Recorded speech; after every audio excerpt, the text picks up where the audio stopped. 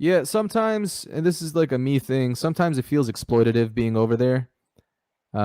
We went to this place where it was like an elephant sanctuary, and we were doing like a ride on an elephant, which made me feel bad first because I was like, I don't want to ride an elephant, but I like the girl that I was with really wanted to, so I was like, all right, fuck it, let's give it a try. And then after we left the main area, first, like they don't treat the animals right, and it's fucked up, but it puts into perspective the entire situation over there.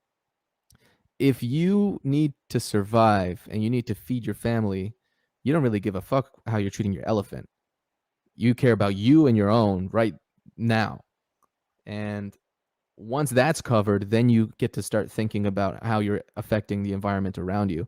And so it like brings into view kind of human nature and the way things work over there.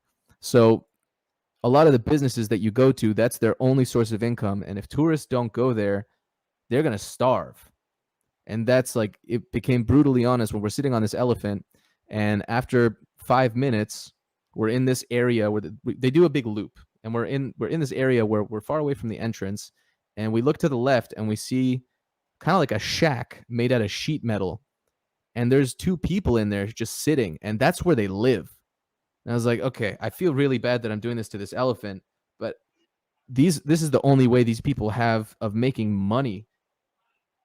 I get it. I get why they would operate this way. So the downside is that sometimes you run into situations where you feel like you might compromise your morals because you feel it's like when you go to Disneyland, you know, because it's in the States, you know, no one's being exploited, or it depends if you're like a socialist or a communist and you think everyone's being exploited. But what I mean is like people are being treated okay. But over there, that the threshold is very, very thin. And like you can get to the edge of what's acceptable behavior very quickly.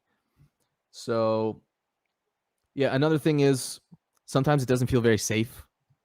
Other times it feels very safe, but sometimes it doesn't feel safe at all. So when you get to like Kopipi, for example, and someone tells you that the entire island is owned by the mafia, you go, okay, well, that's a little sketchy. And it